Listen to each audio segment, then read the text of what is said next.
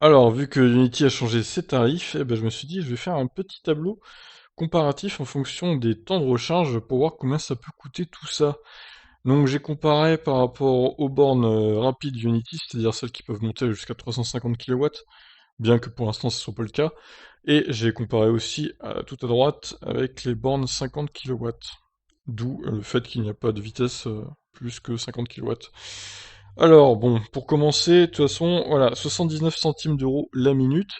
Donc, en gros, si vous restez 30 minutes sur la borne, quoi qu'il arrive, ça vous coûtera 23,70 €. Maintenant, ça reste à savoir votre vitesse moyenne de recharge.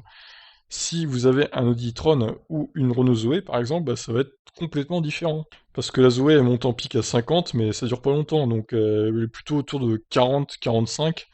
Et encore, ça dépend, si vous montez à plus de 70-75%, la vitesse va vraiment chuter fortement, et il va falloir prendre en compte la vitesse moyenne de recharge qui va également chuter.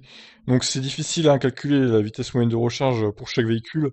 Honnêtement, ça dépend aussi des conditions météo, de la chaleur, ça dépend de combien de pourcents vous partez finalement. Si vous partez à 50% par exemple jusqu'à 80%, la vitesse moyenne de recharge va être moins élevée que si vous partez de 10 à 60 ou voilà.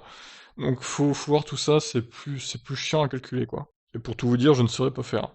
Donc en gros, pour toutes les recharges, il faut avoir une vitesse moyenne de recharge supérieure à 60 kW. Donc c'est loin d'être le cas pour toutes les voitures électriques du marché. Pour que ça soit rentable, pour que le coût de revient au kilowattheure par minute soit moins cher que ce qui était avant, c'est-à-dire il faut que ça soit moins élevé que 79 centimes d'euros le kilowattheure. Même si évidemment ce tarif-là reste assez élevé, hein. Donc pour que ça soit abordable, en gros, logiquement, il faudrait une vitesse moyenne de recharge supérieure à 150 kW. Donc ça, il y a vraiment très peu de voitures électriques actuellement qui sont capables de le faire. Les Tesla sont capables de le faire, évidemment. L'Audi e-tron, il peut monter jusqu'à 150 kW, mais de là à avoir une vitesse moyenne de recharge à 150 kW, du coup, c'est pas vraiment le cas. Même si il reste assez élevé en puissance de recharge jusqu'à 70-75%, voire 80%. Donc le Ditron pas mal en vitesse de recharge. Donc moi par exemple avec un Kona qui peut monter à 77 kW, bien que le 77 kW ne dure pas indéfiniment, au final j'estime que sa vitesse moyenne de recharge doit être autour de 55-60, peut-être 50 si je monte à 80%.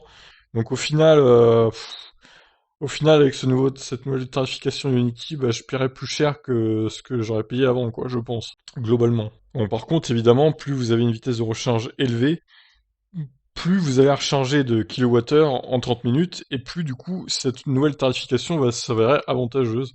Bah, comme je disais, hein, pour ceux qui ont une Tesla, par exemple, bah, cette nouvelle tarification de 79 centimes à la minute, du coup, elle va être très intéressante pour eux, parce qu'ils pourront avoir un niveau de tarification au kilowattheure par minute bah, assez correct pour le coup. Et ça, je pense que ça va faire revenir les Tesla chez Unity globalement. Mais est-ce que c'est ce qu'on voulait ou pas, au final, je suis pas sûr de ça, mais bon. Bon, concernant les bornes 50 kW, vous voyez, hein, il n'y a que vraiment à 50 kW de puissance que ça devient plus rentable de cette nouvelle formule par rapport à l'ancienne. Parce que globalement, le coût à 0,39 centimes, enfin à 39 centimes d'euros la minute, bah si vous sur 30 minutes, ça va vous coûter 11,70 € quand même.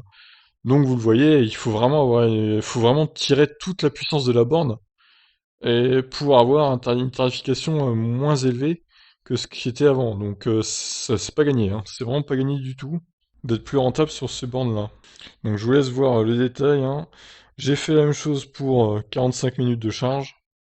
De toute façon, quoi qu'il arrive, il faut que la vitesse moyenne de recharge soit supérieure à 60 kW en moyenne pour que ce soit plus intéressant avec la nouvelle formule, c'est mathématique. Et vous voyez, avec 45 minutes de recharge, bah, ça vous coûtera 35,55 € précisément. Et pour la version 50 kW, ça vous coûtera 17,55 €. Et on termine donc avec la version 1 heure de recharge, donc ça vous coûterait 47,40 € quand même de rester 1 heure sur une borne Unity à ce tarif-là, et sur une borne 50 kW, du coup ça vous coûtera 23,40 €.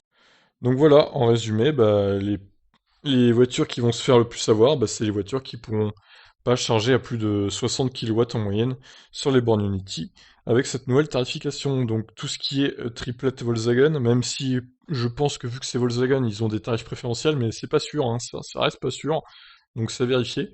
La Zoé, la nouvelle Zoé qui a une borne, enfin qui a un CCS combo de 50 kW max. Donc elle, autant vous dire que à part si vous allez sur les bornes à 0,39 € la minute, vous allez vous faire mais ponctionner à hauteur de d'au moins 1 € le kilowattheure, hein.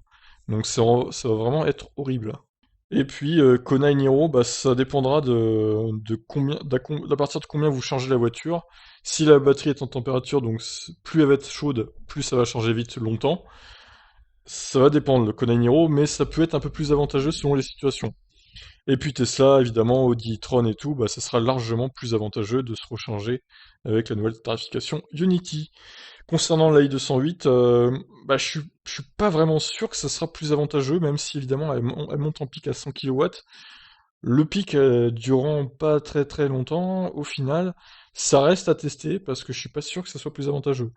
Peut-être que ça le sera quand même, mais rien n'est sûr. À vous de me dire, à vous de tester, au pire. Moi j'ai pas de 208 sous la main, malheureusement je ne peux pas tester. Et puis j'ai pas de borne Unity à tout proche de chez moi non plus, donc ça va être compliqué.